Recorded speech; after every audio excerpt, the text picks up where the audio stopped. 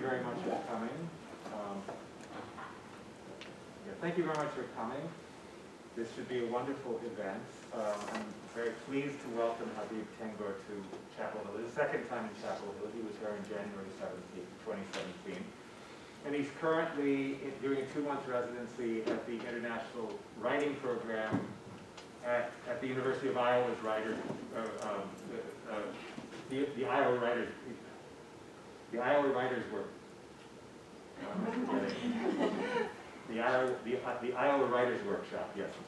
International Writing Program. The International Writing Program connected. And of course, the Iowa Writers Workshop is the oldest MFA program in writing in the country. And Habib is there along with other people too. And yes, so. And well, I'll introduce him and then I'll just describe how we're going to proceed. Okay, born in Algeria, as a child, Habib Tengor moved to France to join his father, a teacher who had been forced into exile because of political activities, and who became a plumber first in Nantes, then in Paris. After university studies in Paris, Tengor went to Algeria for his military service, remaining there to teach at the University of Constantine. Completing a doctorate in anthropology, he had a long university career in France and continues to divide his time between Constantine and Paris. He has published at least 8 books of prose and 13 or 14, maybe more, collections of poetry. I couldn't count. His writing has been translated from French into German, English, Arabic, Italian, and Dutch. He himself has translated Arabic poetry into French. His literary sources, excuse me, I run out of breath. His literary sources range from, I'm speaking loud and I'm running out of breath really fast. His literary sources range from Sufism to Surrealism and reach into history, mythology, religion, popular culture, traditional music, and the experience of exile. Jacqueline Alnaud, the first scholar to hold a chair in Maghrebian studies at the University of Paris, has called him, quote, the major author of the second generation of Algerian immigrants. Not simply the major poet, but the major author. Okay, so, and what we're going to do, thank you, let's welcome Habib to the... So I'll put it on the announcement. What we're going to do, Habib is going to read in French, and then I will read the same text in English. And we're going to do... okay, you'll see. I mean, because some of it is going to be, we'll read one text from something. It's a fairly long one, the first one, and I'll read it. It'll probably take 5 minutes for each reading, and I will also, and then we'll read shorter pieces, and we'll alternate with if it's a say a more fragmented text. He'll read a section, I'll read a section, and then we're going to do a series of poems. He'll read one, I'll read one, and of course I'll announce at the beginning, and if there's something to be said about it. I mean, for example, he has an homage to Assia Djebar. So not everyone here is familiar with the French, modern contemporary French language literature. I'll say something about her, and then also I'll say something about the translators, because all of them, they're some of the most prominent poets in the United States. Well, just so we can start, we're going to start with the text called Le Vieux de la Montagne, which is published in 1983 for the first time, and the translation is by Pierre Joris, who did win in the last year from PEN America. He did win a Lifetime Achievement Award for poetry translation. And he is a very distinguished poet, literary theorist, and translator. And so he and Habib have known each other. They both taught at Constantine. Not too many years ago, but a few years ago. No, in 76. 76. Okay, so, and this is, yes, so Habib will read Le Vieux de la Montagne, and then I will follow it with the Pierre Joris' translation. Okay. The book is not translated, only some extract. Yes, Yeah. we're going to read 2 pages. Yeah, because it's an anthology, yeah. The first few pages. Yeah.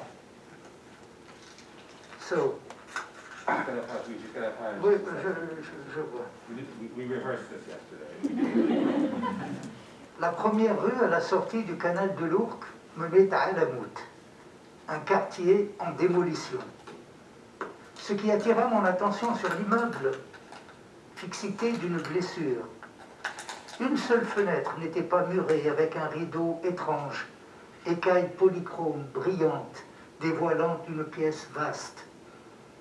La rue était un chantier difficile d'accès, et je m'étonnais qu'elle fût habitée. Je venais tous les jours épier je ne sais quoi, car j'étais avec une peine vive à t'espérer pleinement. Mais jamais personne ni rien ne se présenta. Sans doute, mon attente serrée de violence immobilisait-elle l'air en parallèle. Réticence d'une atmosphère traquée. Il n'y avait que des terrassiers maghrébins qui quittaient le chantier à 5 heures du soir, laissant une tristesse à la rue qui, les premiers temps, me donnait une légère nausée. L'invité qui pénètre la chambre d'hôtel de travailleurs immigrés ressent bien ce haut-le-cœur qu'il masque gauchement à ses hôtes. Puis, j'en vins à aimer cet instant sans en pénétrer les raisons. C'était comme un écoulement de l'être dont la douceur me paralysait. La nuit me surprenait épaté dans l'immense branle-bas de ferraille et de terre humide. Longtemps, je n'ai pas compris le trajet. Sur quelques prétextes, je m'éclipsais et, les pieds dans l'eau, je voyageais l'espace d'une cachette. J'avais toujours un livre à la main que je ne lisais jamais. Badra perça le jeu après 3 semaines de vie commune à découvrir les refuges. Elle me voyait, une dissection. Ce goût des oubliettes allait mener Omar à l'absence absolue, une sorte de projection littéraire qui décèle le regard. Il avait commencé par imiter des poètes qu'il jalousait et s'était fabriqué un personnage pour l'accompagner dans l'hésitation. Ainsi, n'importe qui peut se laisser enferrer dans un rêve qui ne le concerne pas particulièrement. Une vie indéfectible qui donne mal à regarder. Et toi, ne faire autrement que la voir. Dressage. Tu ne sais pas être adulte, dit Badra. La réussite à Nishapur. Des mois de guet m'avaient rendu voyeur à l'âme immobile, flaque gelée, saline sans réverbération. De crainte que cet état n'empirât, je décidai d'une action. J'allais frapper à la porte de l'immeuble. Il n'y eut aucune réponse malgré la lumière à la fenêtre. Elle me narguait. Le garde-fou se balançait.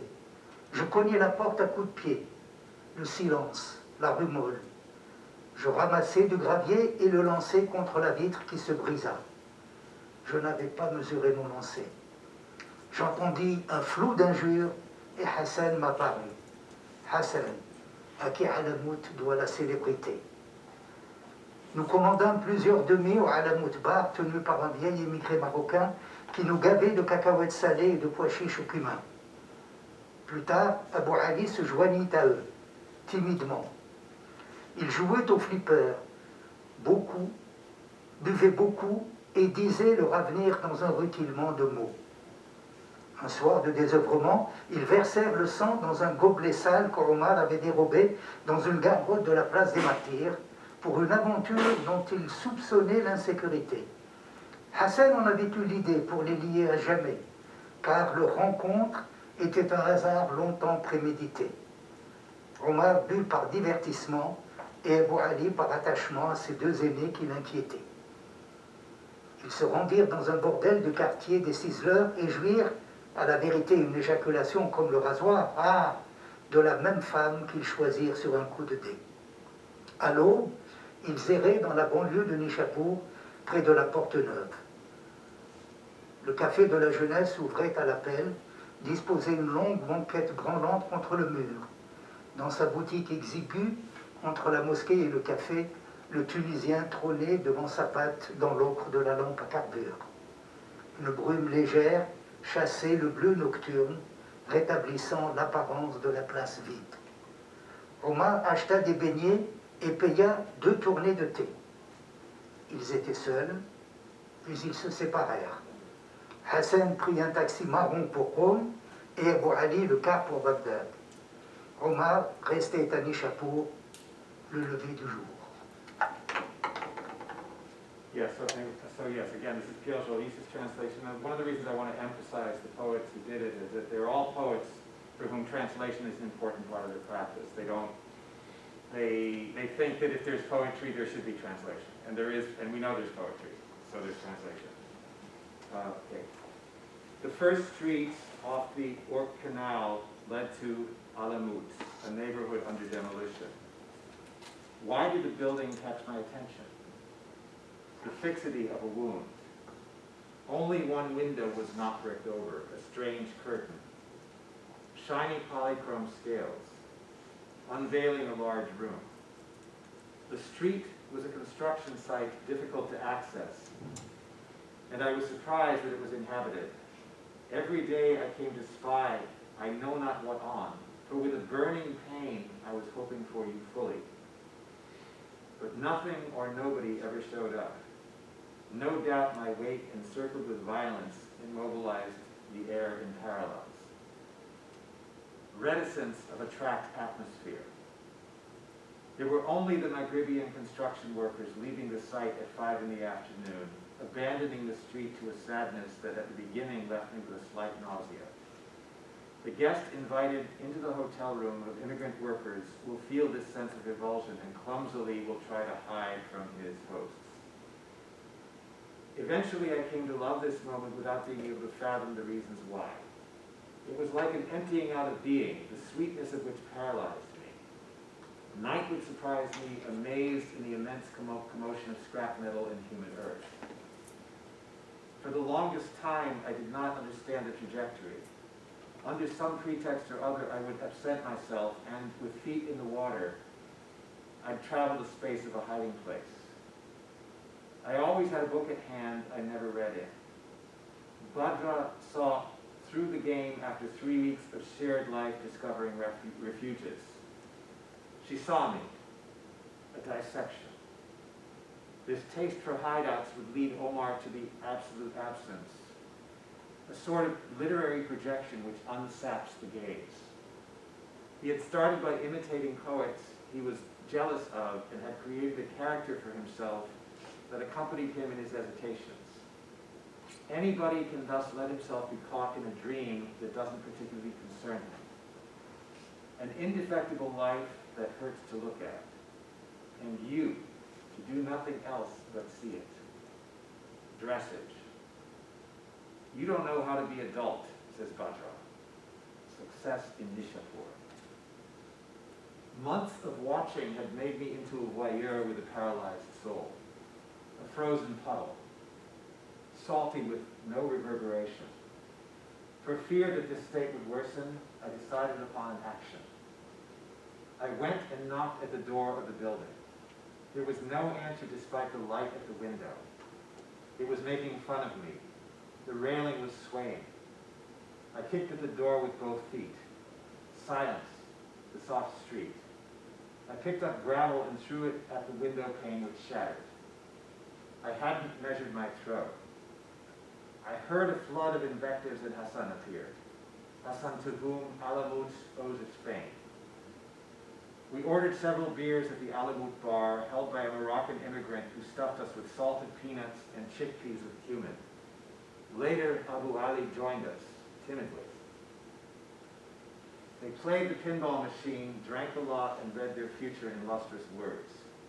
One evening, with nothing to do, they poured blood into a dirty goblet Omar had stolen in a cheap eatery on the Place des Martyrs for an adventure the uncertainty of which they suspected. Hassan had had the idea so as to bind them together forever, for their meeting had been a long premeditated chance occurrence. Omar drank for entertainment and Abu Ali because of his attachment to the two elder ones who worried him. They went to a whorehouse in the Ciseleur quarter and fucked. In truth, an ejaculation like a razor. Ah. The same women whom they chose with a throw of the dice. At dawn, they wandered about the suburbs of Nishapur, near the Porte Neuve. The youth cafe opened its doors on call. It was furnished with a long, rocky bench set against the wall. In his tiny shop between the mosque and the cafe, the Tunisian was enthroned in front of his dough in the ochre of the petrol lamp. A light fog chased a nocturnal blue, thus re-establishing the appearance of the empty square. Omar bought fritters and paid for 2 rounds of tea. They were alone. Then they separated. Hassan took a brown taxi to Qom and Abu Ali, the bus to Baghdad. Omar stayed in Nishapur, the break of day. Okay, next is to go annoncer ici. Le Tatar du Kremlin. Wait, okay. The first was translated by Pierre Joris, this one translated by Marilyn Hacker. Maybe we could say a little bit about what the Kremlin is, because we know the Kremlin in the U.S. is... Can you explain? The Kremlin, okay, it's actually the town right on the periphery of Paris that Habib lives in. It's Le Kremlin Bicêtre. And Bicêtre, so those of you who've read Foucault, know that's where Pinel did his experience as unchaining the matter, that Foucault said was actually a new type of enchainment. And then Le Kremlin, it became that because Napoleon's soldiers were there, and it was you tell that part, because I'm not... Yeah, there was a hospital for them, and it's a place for them. But it's also a joke, because the Tatar Kremlin is Lenin was terrible like this.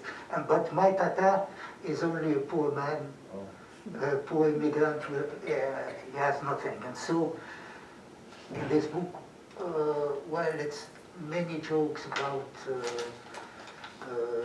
Marxism, about migration, about also poetry, and Arabic poetry and French poetry and so on. Yeah, and we're going to alternate on this one. Habib will read a segment, I'll read a segment. And yes, the translation is by Marilyn Hacker, for those of you who know. She's one of America's most distinguished poets. How you say clin d'œil? Clin d'œil, a wink.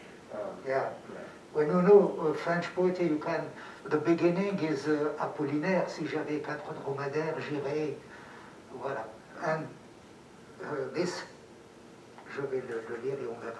Ce Tatar-là n'a pas 4 dromadaires pour voyager, ce qu'il a coutume de dire, non sans une pointe d'ironie. Il y a de l'agacement à se répéter, justifier son immobilité, donner toutes sortes d'explications. Personne ne les demande. N'est-ce pas la survivance de quel atavisme? Nomadiser est un art et le chameau indispensable.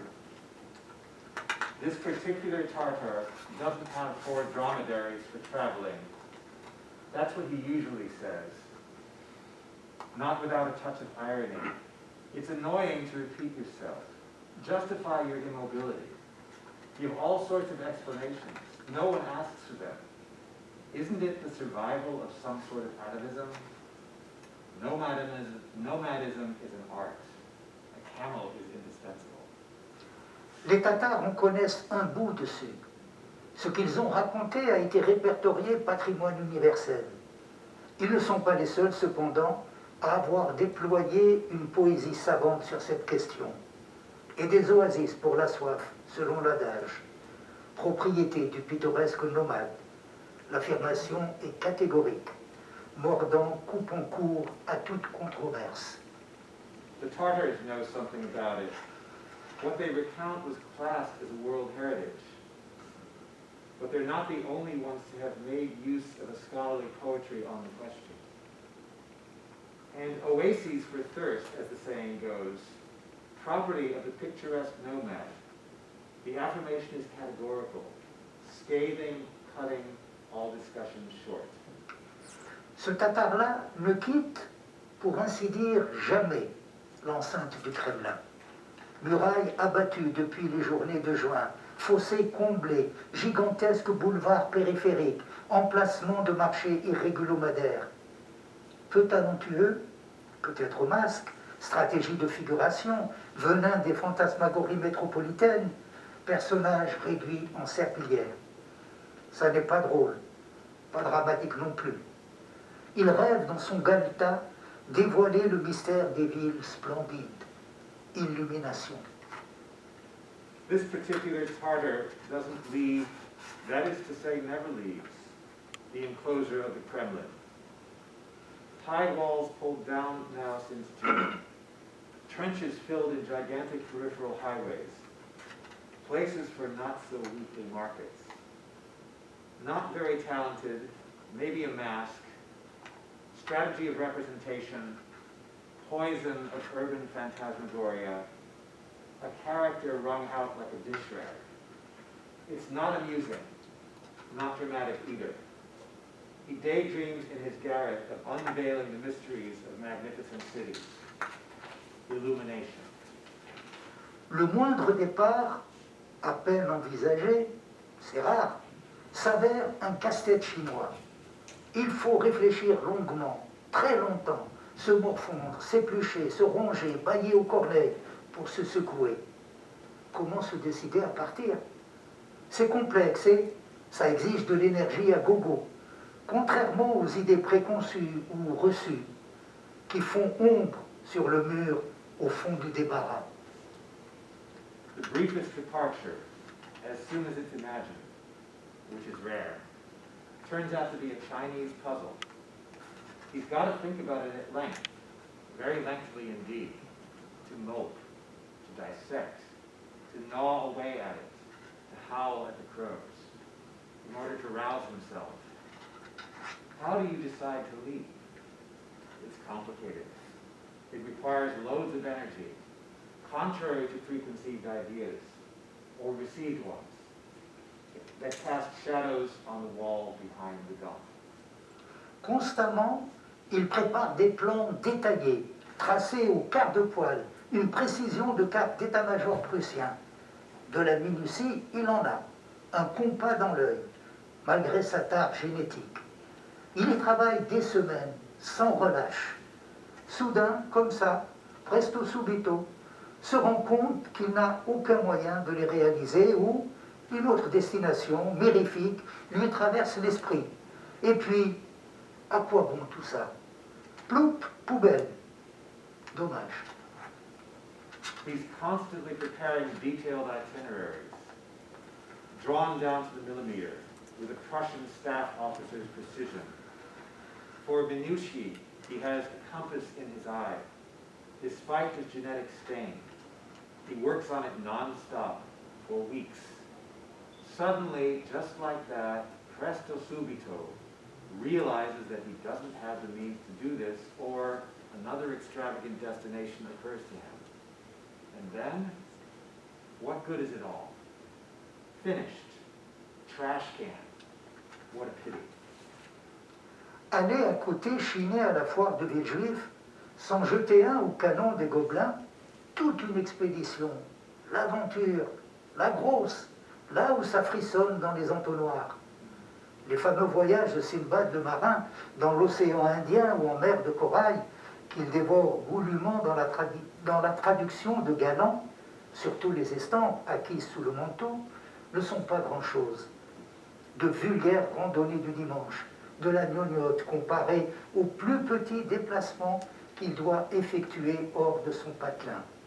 Ça, c'est fort. Comme de sentir geindre dans l'aube, à 50 lieues, le rut des BMO. Rien à voir avec le trivial frou-frou d'un bord de route. Going down the road to bargain hunt at the Villejuif flea market, or have a look at the cannon at Gobelin, that's an expedition, adventure, a real one, there where they shiver in bomb craters. The famous voyages of Sinbad the Sailor on the Indian Ocean or the Coral Sea that he devours greedily in the Galland translation, especially the prints that he acquired under the counter, are no great thing. Ordinary Sunday strolls, rubbish compared to the slightest displacement he's obliged to make out of his village. That's something serious, like hearing the moans at dawn, 50 leagues off of behemoths in heat, nothing to do with meaningless roadside rustlings. Ce n'est pas qu'ils soient pleutres comme ces Ouïghours de la deuxième, même troisième génération et suivante. Ces bâtards orgueilleux n'osent jamais décaniller de leur ghetto miteux. à terroriser vieille dame au bas d'une cage d'escalier, délinquants problématiques, trafiquants, aigres fins et pyromanes d'occasion. Toi, mon gaillard, tu n'aimes pas beaucoup les Ouïghours. Personne ne les blaire, les Ouïghours. C'est une plaie vive.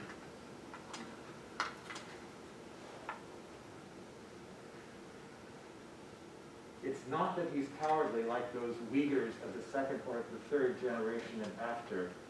Those arrogant bastards don't ever dare to camp from their seedy ghetto, where they terrorize old ladies on the staircase landing, troublesome delinquents, drug dealers, part-time swindlers and pyromaniacs. And you, mate, you don't like Uyghurs much. No one can stand the Uyghurs. It's an open wound. Ni fainéants, à l'instar de ces rois mérovingiens. Les nouveaux manuels scolaires l'affirment, se déplacer allongés mollement dans des chars à bœufs. Gélatine ambulante encombrant les chaussées. Les maires du palais, heureux qu'ils fussent là, se coltinaient le boulot. Non, certes pas. Ils n'étaient pas non plus velléitaires, ne pas se fier aux apparences. Not a loafer like those Merovingian kings, who, the new school books affirm, would travel sluggishly supine in ox carts. Ambulant jellies obstructing the roadways. The palace mayors, fortunately they were around, put up with the job. No, certainly not. He wasn't indecisive either. Don't trust appearances. Les Tatars, gens opiniâtres, entreprenants, qui retiennent le manche avant la cognée, main calleuse, esprit leste, dans un siècle où charrue, plume compte pour du beurre, défient à longueur de journée malédiction abattue depuis des temps immémoriaux. Maudit corbeau tout blanc, tout beau, ô Dieu, basané d'avoir désobéi sciemment, ou seulement confondu sac d'or et sac de poux. Un incident regrettable, ça n'arrive qu'à nous autres.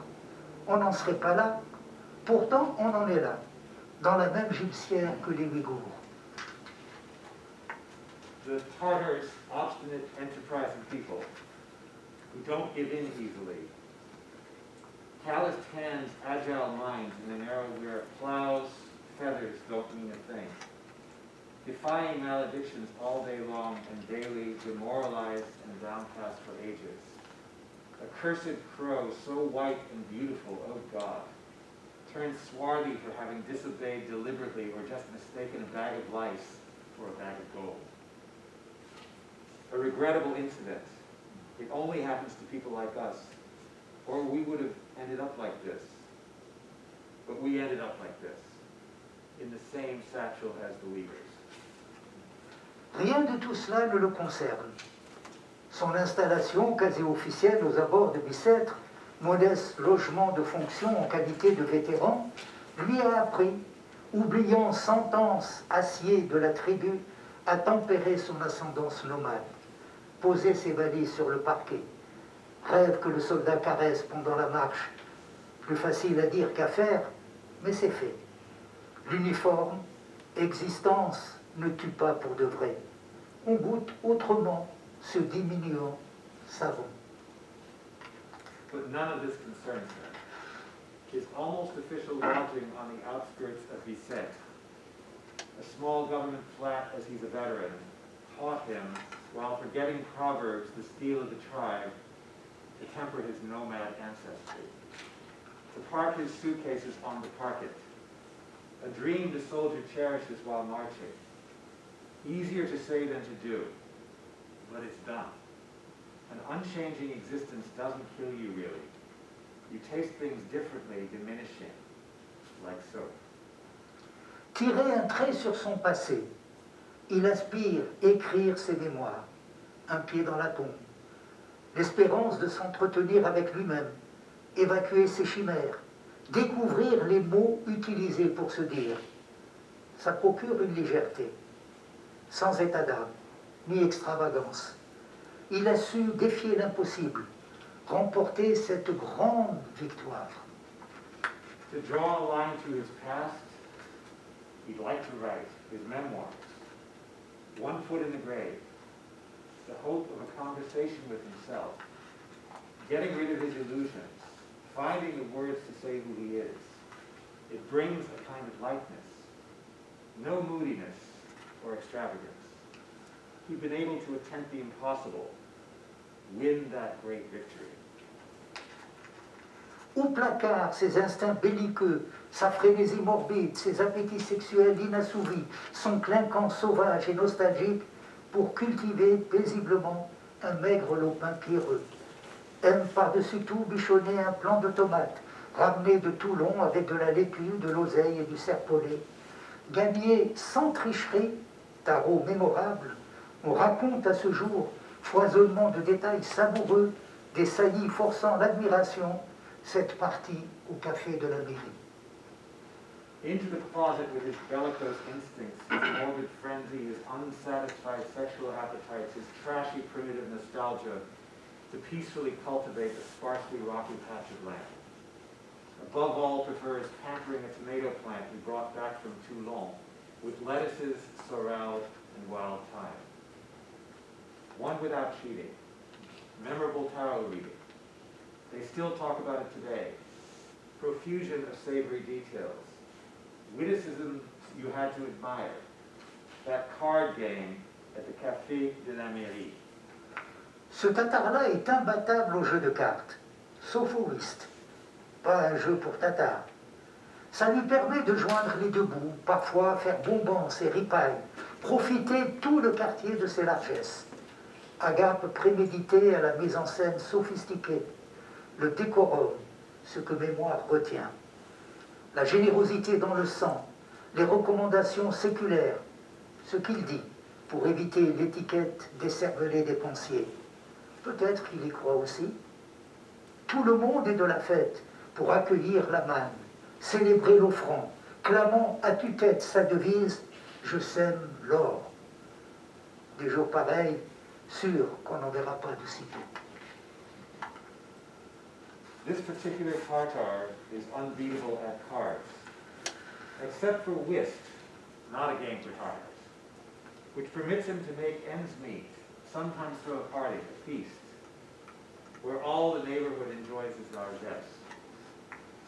Well-planned banquets, a sophisticated mise-en-scène, remembered for a certain decorum. Generosity in the blood, secular recommendations. What he says so as not to be labeled a brainless spender, and maybe he believes it. Everyone's there to receive the mana, celebrate the donor, shouting his slogan, I sow gold. We're not likely to see such days again soon. Il y a toujours un pigeon rutilant, conjoncture favorable, nouvellement débarqué dans le secteur. L'oiseau se laisse plumer, sans rechigner, content même. La partie s'est déroulée dans les règles, une civilité débonnaire, il n'y a rien à redire. Pas de regret, pas de protestation malséante. La salle compatit, calme. Le jobard tient le crachoir le temps des comptes. Dans pareilles circonstances, on peut perdre avec brio. Face sauve. There's always a glistening pigeon, favorable circumstances, newly arrived in the neighborhood, lets himself be plucked, or excuse me, the bird lets himself be plucked, without a fuss. Satisfied even. The game takes place according to the rules. A good-natured politeness. Nothing to be said. No regrets. No unseemly protests. Everyone sympathizes. Calm. The sucker holds the spittoon while they tot up the score. In such a situation, you can lose with style, not lose face. Okay, and next we're going to, Aviv is going to read, and I will follow with the translation of Célébration de l'Absence, which is a poem to Assia Djibar, who was one of the very most recognized French language novelists of the past 40 years. And also from Algeria, and certainly the most recognized French language novelist of Maghrebian origin, and was a good friend of Habib. And so the poem goes by, he opens with he spells each letter of her name in a stanza follows. So. The poem was written after the death of Asia, and dedicated to three women who knew Asia, Mireille, Eliane, and Regina. And I have two extracts from poem, one from Malek Alioula et l'autre Pierre-Jean Jouve. Nous rêvions pour vous d'une vie flegmatique, de sommeil et de sieste, de choses douces et d'un luxe de bon aloi, de riches fleurages à vos pieds pour endormir vos âmes. Malek Alioula, l'exercice des sens. La poussière de la mort t'a déshabillé même de l'âme. Pierre-Jean Jouve, matière céleste, éveil. En blanc, blanc Algérie coulée dans plomb, décennie noire, pavée de sang, rupture, Alger, maison blanche, accueil austère du patriarche serré dans son costume d'emprunt, connaissant des rites de passage, fourche codine de l'institution, arrivées et départs désolent tout autant. S. Sifflent les alouettes naïves au seuil de Saint-Cloud, que de souvenirs Eliane m'a raconté, choix simple, solidité des attaches, cette impatience à sillonner la ville, soif sous le clin des néons, sans faillir à tes devoirs. S. Sortir du cadre pour façonner le film, monde nouveau s'ouvre dans le rouge, cheminement salutaire, alors tu parles et donnes voix à des paysannes qui jubilent de raconter leur histoire, soif de dire, tu crèves l'écran. I. Rouge désir, la rencontre fulgurante, passage calmesse, cette impatience à vivre. A. Noir des femmes de Médine, écartées de la procession, à peine libérées, exhérédées, refus de la fille de l'envoyé. Rue Eugène Carlin, vaste est la prison. Le monde n'est pas un décor de péplum. D. Douleur et désillusion de l'horizon 80. Disparition de la langue française. Débâcle, elle n'a de cesse. Dévier où t'emporte le mot. J. Jours heureux où chantait le pays debout, l'Algérie heureuse se libérant, effacement des traces de l'antique Césarée, une odeur de mer sans cuirasse et l'absinthe muette. E. Émeraude au pied de la montagne des lions, Oran nargue le clair-obscur du regard, à chacun sa manière sans pudeur, une autre limité répare le minotaure lézarde à la terrasse du Sintra. B. Baroud et Fantasia entretiennent une mémoire. Tu l'as transcrit, histoire dépouillée des oripeaux du massacre, tisser l'éclat du récit. A. Abdelkader sur la place d'armes rugit. Le théâtre est ouvert, blanc de tous ces morts qui nous rappellent à l'ordre. Le royaume des ombres n'a pas de goût. R. Repose, toi aussi. Retourne, ô âme apaisée, la maison du Père est une langue vivante. Yes, okay, so this is the translation. This is also by Marilyn Hackett. For Eliane, Mireille, and Regina, and I will read the epigraphs that Habib read in English translation. We dreamed of a phlegmatic life for you, of sleep and siestas, sweet things, an honorable luxury, a carpet of rich flowers at your feet, put your fears to sleep. Malek Alioula, the exercise of the senses. Death's dust has disrobed you even of your soul. Pierre-Jean Jouve, matière céleste. A. Algeria, whose whiteness flowed into lead. A black decade. Years of blood. Rupture. Algeria. La Maison Blanche, austere welcome of the patriarch in his tight-fitting borrowed suit, who knew the rites of passage, the institution's stringent checks, arrivals and departures both distressing. S. Songbirds, the innocent larks at the border of Saint-Cloud, So many memories, Eliane told me. Simple choices, solid ties, impatience to know the city's every corner, thirsty beneath the blinking neon, but you always did your homework. S. Slip from the frame to shape the film. A new world opening in the red. Salutary progression where you speak and give voice to peasant women joyously. Telling their stories, a thirst to speak. You burst through the screen. I. Impatient red desire. The dazzling meeting. Passage camels. Impatient to live. A. All that black. No sooner liberated. Medina's women excluded from the procession. Disinherited. Denial of the messenger's daughter. Rue Eugène Valton. How vast the prison. The world is not a film set. D. Disillusion. Pain. On the horizon's 80 degrees. Disappearance of the French language. Debacle that will not let you rest until you drift where the word carries you. J. Joyous days, standing to sing the country.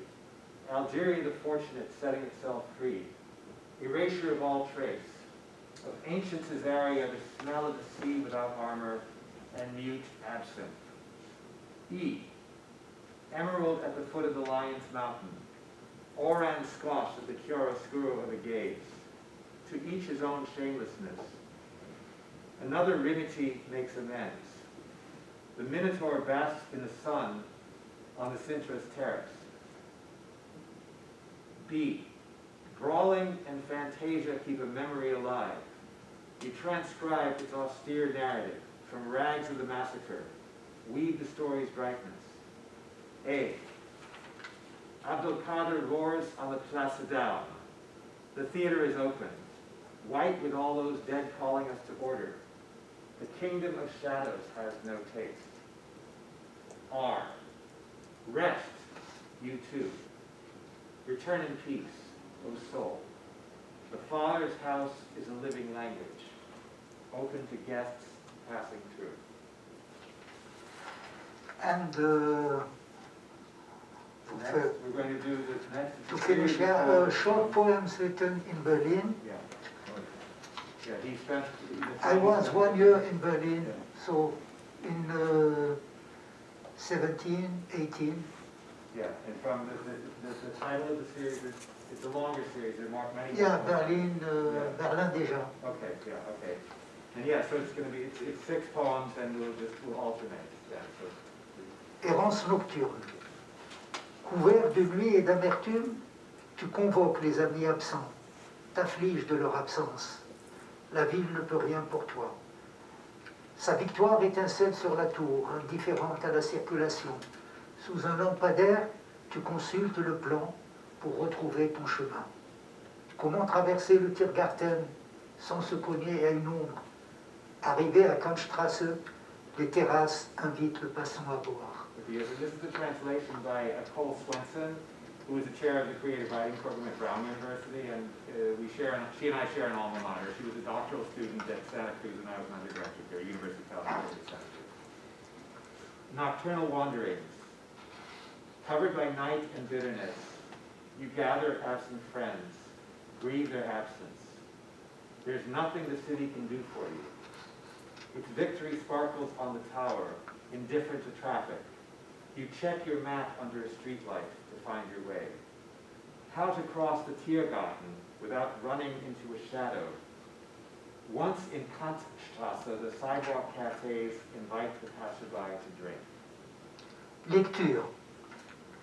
Comme un dieu errant s'approche, Unter den Linden, dans l'embrun du matin, tu ne la vois pas venir et tu ne comprends pas ce qui se passe autour de toi. S'acheminer vers cette parole que tu t'apprêtes à accueillir. Les mots mènent au seuil de l'université. Leur banalité te trouble. Est-ce là le sublime? Tu n'es pas convaincu. La porte est ouverte, mais tu recules, accablé. Et tu demandes à entendre davantage. Cependant qu'une émotion force ton attente. Reading. Like an errant god approaching unter den Linden. Through the morning mist, you don't see it coming, and you don't understand what's going on around you. Following the way toward those words that you're preparing to welcome, words that lead to the threshold of the university, their banality bothers you. Is that then the sublime? Excuse me. Their banality bothers you. Is that then the sublime? You're not quite convinced. The door is open, but you pull back disheartened. You ask for a better understanding, and yet an emotion demands your attention. Louange bon marché. À quoi bon aboutailleux, ballotté de château en palais, loué prince digne ou monarque ignoble, bourse balancée, gloussement de satisfaction aux mots entendus, enchantement. Mais qui les écoute? Ces mots ciselés avec précision, et la louange, à toi d'abord destinée, un seul, exception, aille grâce à tes yeux. À Charlottenbourg, sous l'orage, éclatent les traînes de Moutanabbi. Le gémissement d'Abou Firas dans sa geôle byzantine, icône d'un déclic, au moment où Ampelman ouvre le passage. What good is it, Abu Tayyib, chatting about, excuse me, cheap praise, I'm sorry, left out the title. Cheap praise. What good is it, Abu Tayyib, batted about from castle to palace, praiseworthy prince, ignoble king, favors tossed, satisfied chuckle, at words received, enchantment. But who listens to them? These words chiseled with precision, and the praise first aimed at yourself. You made but a single exception. Beneath the storm in Charlottenburg, the elegies of Mutanabi strike. Abu Firas groaning in his Byzantine cell. Icon of decline. It all clicks the moment that Ampelman opens the way. Just to know, Abu Tayyib is the biggest poet in between 8th and 9th century. And he was in Syria, and Abu Firas also, he was prisoner in jail in Byzance, and it was the time Arabs against Byzance in the 8th century. Just to know, because I was reading Abu Firas, and he wrote many louanges, Praises. Yeah. Louange. What's the word for that? Is that? Yeah. It's For the plains, but in a style, really, one say he is the biggest poet in Arabic.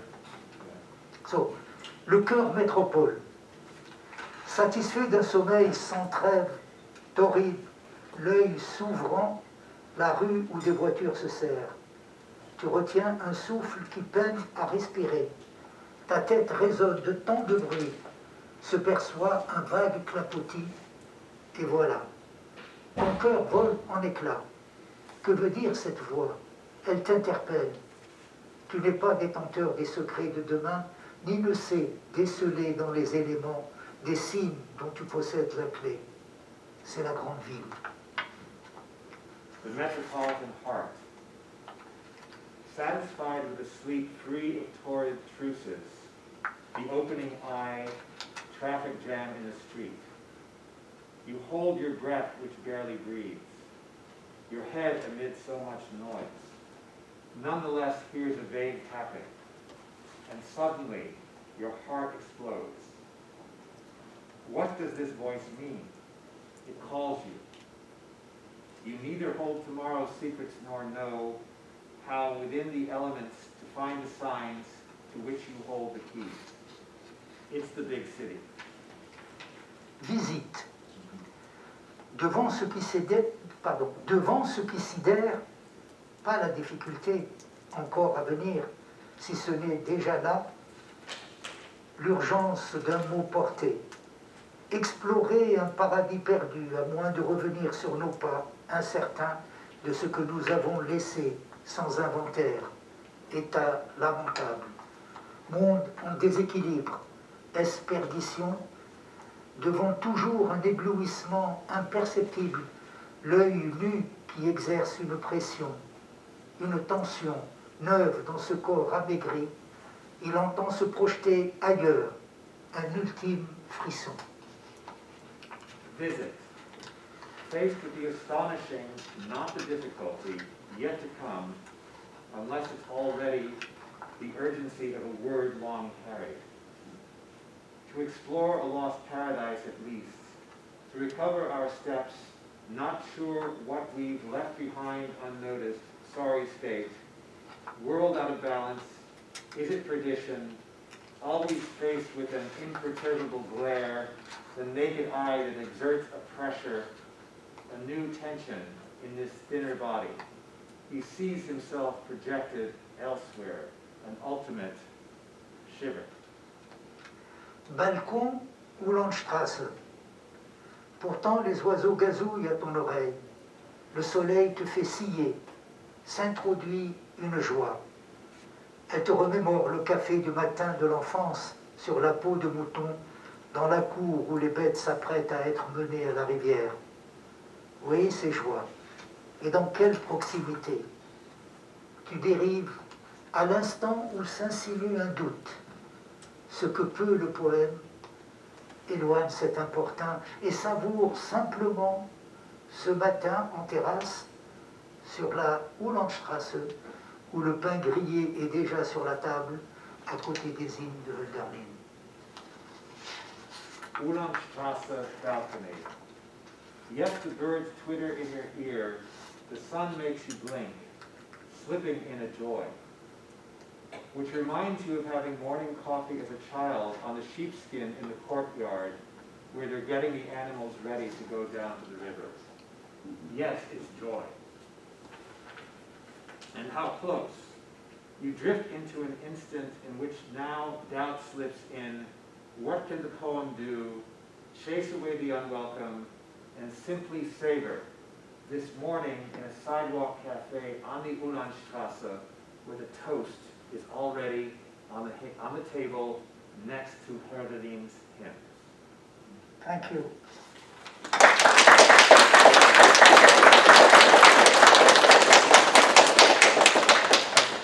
Okay, we have plenty of time for questions, and I'm sure, just any reactions you might have to the poems, and Habib, I'm sure, would be happy to answer. We can speak in both languages if we can translate. Anyone can speak in either English or French, and we can translate as need be. Okay. So, questions, anything, reactions? I know you're all floored right now, so take a minute. It's always difficult to, after reading, I know. Dorothea. Yes. I would like to know a bit more about the Vieux de la Montagne. That's a long piece you read at the beginning, and could you contextualize it a little bit for us? Est-ce que tu pourrais contextualiser un peu le Vieux de la Montagne pour nous, juste pour voir un peu, c'est une pièce longue par laquelle tu as ouvert, et oui, ce serait intéressant pour le public de voir un peu plus. Can I speak in French or Oui, tu peux. is it possible? Ok. Et peut-être Bon, le Vieux de la Montagne. On peut faire comme on a fait hier avec les étudiants, oui. en petits morceaux et Hassan va traduire. Ok. Le Vieux de la Montagne a été écrit dans les années 79, 80, 81, non 77, à partir de 77 à 81. Okay. This poem, The Vieux de la Montagne, was written between 1979 and 1981. And it was published in 83, 83, Édition Sinbad, the first one. Édition Sinbad, which is a series at Bibliothèque about, yes. Okay. Yeah. But, some of the most distinguished Francophone writers of North African origin are, well, actually from the Arab world. Adonis who's in every anthology of world literature. They're in this series. So. Bon, c'était le livre qui... I wrote it because I was thinking, à cette époque, je voyais en Algérie les idées de l'intégrisme islamique se développer. Et en fait, à ce moment-là, quand j'ai commencé à écrire j'avais écrit mon premier livre, qui était paru chez un petit éditeur, Tapapakitak, la poésie ivre. C'était sur l'Odyssée, Homère. Je voulais me confronter à Homère et à Joyce, ça c'est toujours un peu ambitieux, mais... Yeah, so you wrote this during the time that it was the rise of Islamic fundamentalism in Algeria, and he had just published his first book with a smaller publisher. It was on Ulysses and at the meeting between Homer and James Joyce. Mon premier livre était écrit. Kirk Douglas also. Yeah, my first. J'ai commencé à y réfléchir en 1965, juste après le coup d'État à l'époque du colonel Boumedienne. Et donc l'Algérie venait juste d'être indépendante. Et je vivais en France, donc j'étais étudiant, et le livre se passait dans Paris avec des étudiants qui rêvent d'aller, donc le ITAC, pour moi, comme j'étais en exil, c'est le rêve des émigrés de rentrer en Algérie. Et en même temps, le livre va s'écrire de 1965 à 1972. Et j'ai intitulé le sous-titre « Chronique ». Donc dans le récit, il va y avoir l'année 1967, la guerre des 6 jours, les réfugiés palestiniens, et je m'identifiais les émigrés, les Palestiniens, le retour dans le pays, donc toutes ces idées, l'exil, et donc le personnage d'Ulysse. Okay, the subtitle version. Okay, so he imagined returning to Algeria the same way Ulysses wanted to return to Ithaca. And it was also written during from 1965 to 1972, and also one event, well, it was subtitled Chronique, Chronicles, and one of the events during that time was the Six-Day War, 1967. And so he thought of exile for him, but also for the Palestinian refugees. Et il y a eu aussi les événements de mai 68. Donc mes personnages, c'est des étudiants qui circulaient dans le boulevard Saint-Michel. Et il y a... May 1968, and his donc tous les événements, mais comme c'est un poème, je ne raconte pas les événements, c'est juste des flashs, des images. Donc toute cette histoire, ça c'était le premier livre qui était écrit de façon très surréaliste. Très surréaliste, un peu à la manière... Oui, avec des jeux de mots, des mots valises, casser le langage, il n'y avait pas de ponctuation.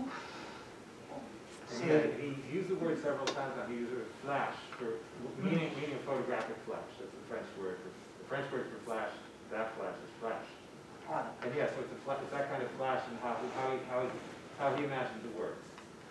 As words. Et ce qui m'intéressait, bon, c'était la mer Méditerranée, l'Odyssée, parce que j'ai grandi avec le cinéma, je voyais le Ulysse au cinéma et tout ça.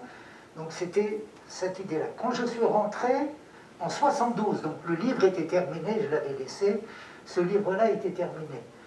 En 72, de 72 à 77, j'ai fait mon service national en Algérie, je commençais à pénétrer dans je redécouvrais le pays et j'étais dans une autre région qui n'était pas la mienne. Donc moi j'étais de l'ouest au bord de la mer, je me suis trouvé un peu dans le sud, dans des régions très, très rudes, difficiles. Bon, j'ai appris à connaître le pays. Et à ce moment-là, je réfléchissais sur, comme j'ai commencé la réflexion, quand j'étais en France, sur les mouvements gauchistes et les mouvements marxistes, donc puisqu'on était étudiants de gauche. Et comment concilier le marxisme avec l'islam, puisque, étant d'une culture musulmane, je réfléchissais à ça. Et j'ai trouvé un personnage historique, qui était un bolchevique tatar, Sultan Galiev. Bon, j'ai deux fantasmes dans mon écriture depuis que de mon enfance, c'est le cinéma, c'est l'Odyssée et les Tatars, les Mongols. Je ne sais pas pourquoi, ça revient souvent. Et les Mongols et les Tatars, c'est aussi une image surréaliste. André Breton, ça m'avait toujours marqué dans le manifeste, je crois, ou dans un texte de Breton, où il rêvait de voir les Tatars dans le jardin du Luxembourg, faisant boire leurs chevaux dans le jardin du Luxembourg. Donc cette image est toujours restée. Et chez les Tatars, symbolisaient à la fois les bolcheviques, puisque le Tatar du Kremlin c'était Lénine, mais pour moi c'était aussi les émigrés, les gens délaissés, rejetés, sous-développés, etc. Donc ça c'était le deuxième livre, et là j'ai commencé, quand j'ai terminé celui-là, là j'ai pris conscience qu'en fait j'étais en train de réfléchir sur tout ce qui constituait l'identité de l'Algérie, de l'Algérien. Donc c'était le mouvement national, le mouvement prolétarien, ouvrier, puisque mon père était aussi ouvrier et que j'ai grandi dans des milieux qui étaient ouvriers, la Méditerranée, l'Afrique, et après j'ai dit, mais dans l'islam, à ce moment-là, à la fin des années 70, je voyais les étudiants, parce que j'enseignais à l'université de Constantine, je voyais que les étudiants s'orientaient vers les idées religieuses que l'on voit aujourd'hui se développer et qui vont donner le terrorisme et tout ça, c'est-à-dire les idées intégristes. Et je me suis dit, je vais prendre dans le monde musulman une période qui n'est pas tout le monde, quand on veut parler de l'islam, on parle de l'Andalousie, de la tolérance, les différentes cultures, les peuples qui se parlent et tout. J'ai dit, je vais prendre un moment très sombre. Et donc de trouver presque le premier mouvement terroriste dans l'islam, celui des assassins et de Hassan al-Sabah. Donc le vieux de la montagne, c'est Hassan al-Sabah. One of Burroughs' heroes too, Hassan al-Sabah, was the founder of the assassins. Yes. Donc, et là, c'était l'histoire que je voulais, quand je commençais à écrire, c'était une réflexion sur cette, disons, ce moment très difficile, mais pour moi, je parlais du présent, ce n'est pas le passé qui m'intéressait.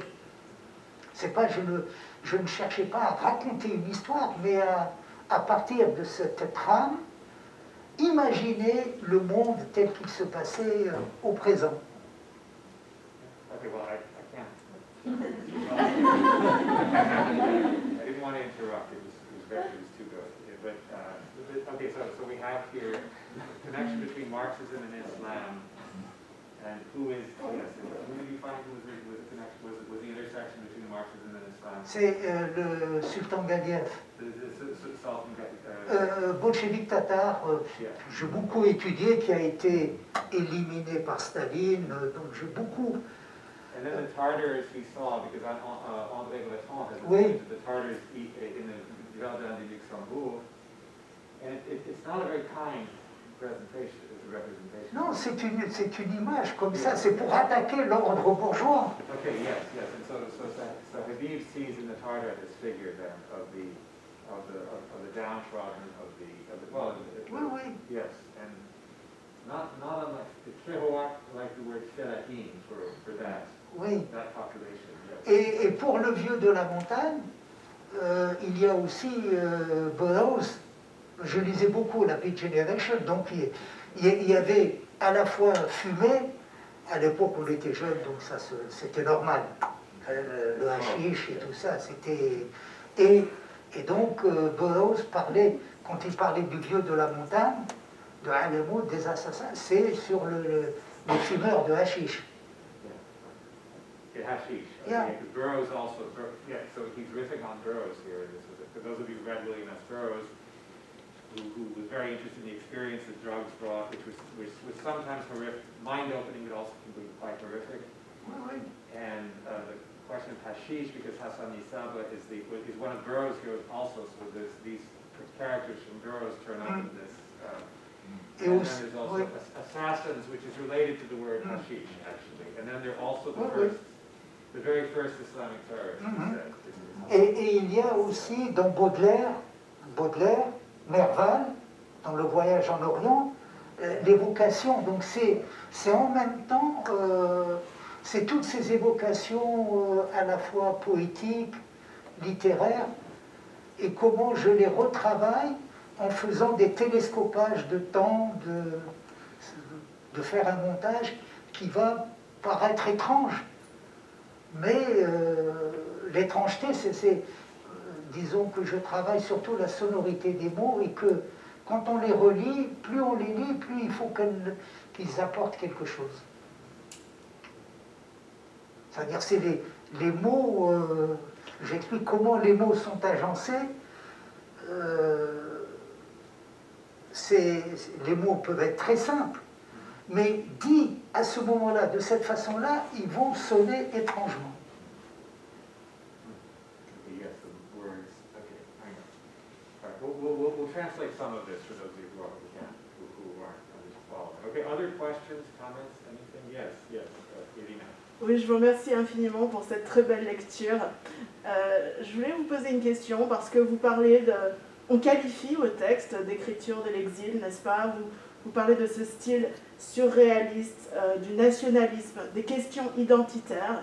Et par rapport à tout ça, je voulais savoir si, d'une certaine façon, vous voyez chez les auteurs de la négritude, notamment Césaire, peut-être une source d'inspiration ou des parallèles. She's asking if Césaire, oui, oui. the question of because he writes about exile at the theme Oui, of oui. his work, and might he find inspiration in some of the writers Oui, oui. of the négritude movement, especially Aimé Césaire? Césaire, c'était, quand j'étais en France étudiant, c'était le livre, le cahier de retour au pays natal. Donc ça m'avait beaucoup marqué comme écriture. Après, le théâtre de Césaire aussi. Yes, very much. Yeah, Heavily ça, marked. Césaire, sa poésie, parce qu'elle-même, il était d'une certaine façon proche du surréalisme, donc c'est les mêmes lectures. Par rapport aux lectures, je me retrouvais avec Césaire comme lui s'était retrouvé avec Breton. Yes, because he Mais c'est-à-dire que c'est toujours facile. Bon, mes thèmes, c'est l'exil, l'amour, mais c'est des thèmes qui existent depuis le début de la littérature. L'important, c'est comment on les travaille. C'est pas le thème en soi, ça ne m'intéresse. Le thème en soi, c'est comment je vais le travailler. C'est-à-dire qu'il y a, par exemple, à la mort d'Elsia ou à la mort d'autres amis, je vais écrire un poème, et les poèmes sur Malherbe, par exemple. Malherbe a écrit énormément de poèmes, et dans la poésie classique française ou dans d'autres poésies, on dédiait des poèmes quand on voulait parler de quelqu'un qui est mort, etc. Donc, ce genre de littérature, c'est comment je vais, moi, écrire aujourd'hui si je dois parler ou je dois rendre hommage à quelqu'un. Donc, c'est rendre hommage à quelqu'un, mais par rapport à aujourd'hui. C'est tout le travail, c'est quelle forme, comment trouver la forme qui rend compte du présent et qui peut ouvrir sur ce qui peut advenir, sur le futur. Yeah, so finding the form that is in the present and opens the way to the future. This is what, and surrealism partly offers that, and also because Césaire also was reading in the surrealism. The reading, he finds Césaire, and he's already been reading some of Césaire's main sources. Aimé Césaire. Parce que je ne suis pas romancier, c'est-à-dire que mes textes, même quand ils sont en prose, ils ne racontent pas une histoire. J'ai introduit, quand on a lu le début, les trois personnages sont introduits dès le début, mais ils ne sont pas, on ne pense pas qu'ils sont dans le passé, puisqu'ils vont dans un bar à côté. C'est comment on va faire en sorte que les personnages arrivent, et ces personnages symbolisent des tas d'autres choses. C'est des moments, et comment on va aller dans les moments... Après, sur la même histoire, Amin Malouf, il a écrit Samarcande après, où il a raconté l'histoire d'Omar Khayyam, de Hassan Sabah. Lui, il a vendu plus que moi mon livre. Enfin, ça, quand les gens me demandaient, mais de quoi tu parles, on ne comprend pas, je dis, ben, lisez Amin Malouf et venez lire mon livre. Amin Malouf, the Lebanese author who wrote a story, the meeting between Hassan Isab and Omar Khayyam. And so when people asked Habib, well, what are you talking about? He said, go read Amin Malouf's novel and you'll know. Because he says, I don't, even when I write prose, I don't tell a story. I find words, I find suggestions. You have two characters who meet right at the beginning, but they symbolize so many other things. And a couple of days ago, he said to us, to Duarte and me, he said he doesn't want to tell the stories. He wants to find the words that suggest the stories. And I heard that, and I thought, if I had heard that 30 years ago, I probably would have written a good poem by now. But anyway, so let's keep going. If you'd like to, I mean, you may just want to sit with it. You may have questions. You may have comments. There's one here. Okay, yes, go ahead. I was kind of wondering why you prefer to write in French rather than Arabic. And also, I find that Senegal in Notebook, he kind of does the same thing where he writes in French, but like he also includes like elements of Creole. So I was wondering if you did the same thing with Arabic in your poems that are in French. Non, je ne crée... Bon, j'écris en français parce que je suis né à l'époque où l'Algérie était département français. L'arabe était interdit. À l'école, on apprenait le français comme n'importe quel français. Donc, on apprenait l'histoire de France, on apprenait nos ancêtres les Gaulois. On était considérés comme français. Donc, je n'ai pas l'arabe. À part quand j'étais tout petit, j'apprenais l'école coranique, on apprenait le Coran, mais on apprenait par cœur, on ne nous expliquait pas ça. Mais l'arabe, comme les écoles arabes, étaient interdites parce qu'elles étaient des écoles nationalistes. The Quranic, we could go to Quranic schools, but then they were prohibited. They were actually outlawed at a point because they were nationalist schools, and that was considered to be the enemy of France. But yes, but the thing is, I think what she's asking also is just... C'est comment? C'est-à-dire que le créole, je connais des auteurs qui est créole, Raphaël Confiant, je connais pas mal d'auteurs de la Martinique. Eux, c'est-à-dire comme ils travaillent la langue, ou comme Chamoiseau, ils travaillent le créole parce que c'est la langue de leur identité. Moi, je ne suis pas contre... comme Aimé Césaire était contre le créole. Lui, dès le départ, trouvait que le créole n'avait pas d'intérêt. Je n'irai pas jusque-là. Dans mon travail de la langue française, c'est de travailler la langue normalement, mais de la travailler de façon à ce qu'elle résonne étrangement pour le français. Sans mettre de mots...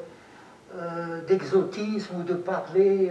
non, c'est du français normal, mais quand un français lit, ça lui paraît étrange. Yes, okay, so that is, he tries to write in Arabic that is not, he doesn't use Creole words, and in fact not Arabic words, but he tries to shake up the language a little bit, the syntax, the flow, and so forth, to make it seem foreign. And in fact, quite a few writers, I mean, Kerouac did that with French, between French and English. He just, in fact, there were long passages of some of his novels that he wrote first in French and then translated in English, just in kind of a word-for-word translation to shake up the language like that. But that's a common thing to do. And then there are the people also who will include words or hybrid words. I mean, Nadir Fares includes words of, he includes foreign words in his text. Yeah. And then, or even Khatibi does some things with French words, but that have the three-consonant Arabic. Yeah. Resonate with the Arabic three-consonant words. Yes, so, but he does, as he was saying, he sticks to a French, but a French that is shaken up to make it a French that's foreign to the French and French speakers. French speakers. So, and I'm kind of suddenly getting into this. It's been a huge interest of mine for a while. How one does that with the language. So other questions, comments? Yes, Kirsten. Yes, thank you so much for just such beauty ongoing. Thank you. It was gorgeous. You chose to end with Balkon Ulachstrasse, and sorry, c'est le masque. Vous avez décidé de terminer avec le poème Balkon Ulachstrasse. Et avant ça, j'étais très frappée par le vaste gamme de styles, de techniques, d'usage de langage parmi tous vos poèmes. Il est frappant comment la géographie et l'espace influencent votre style exactement. Mais à la fin, il me semblait un moment de Hafiz, peut-être, avec la suggestion dans Balkon Ulachstrasse de slipping in a joy or tripping over one's own joy and savoring the moment.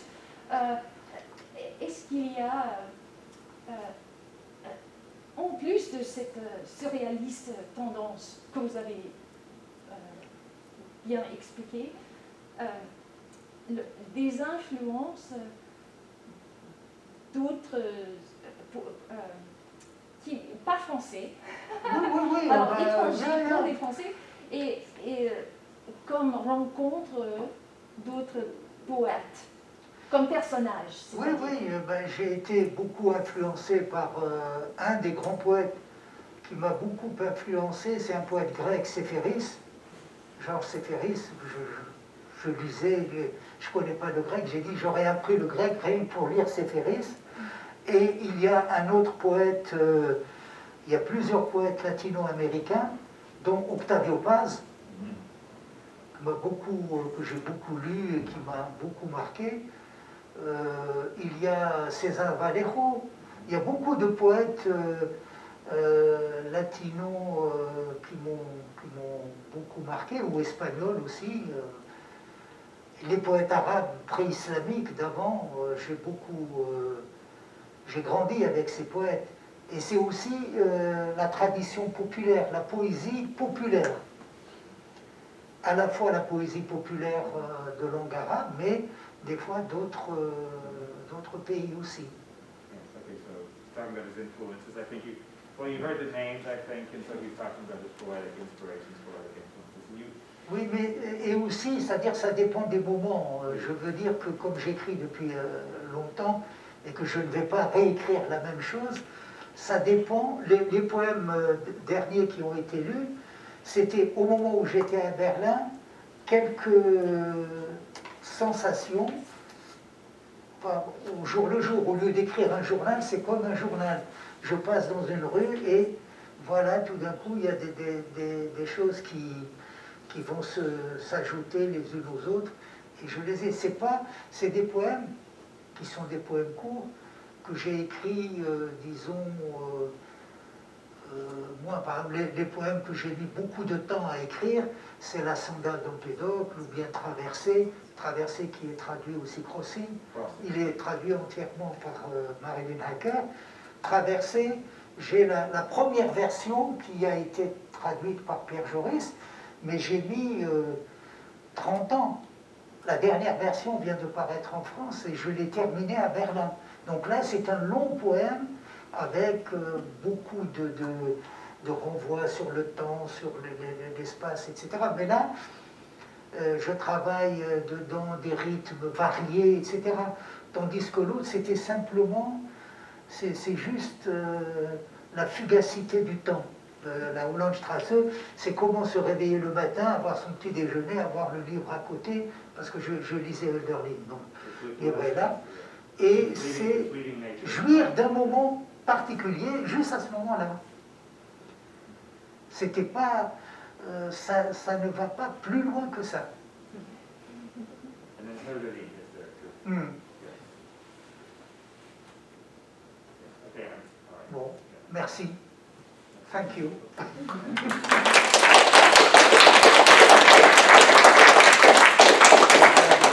Merci beaucoup, Habib. C'était un grand plaisir d'être sur la scène avec toi. je te remercie d'avoir lu.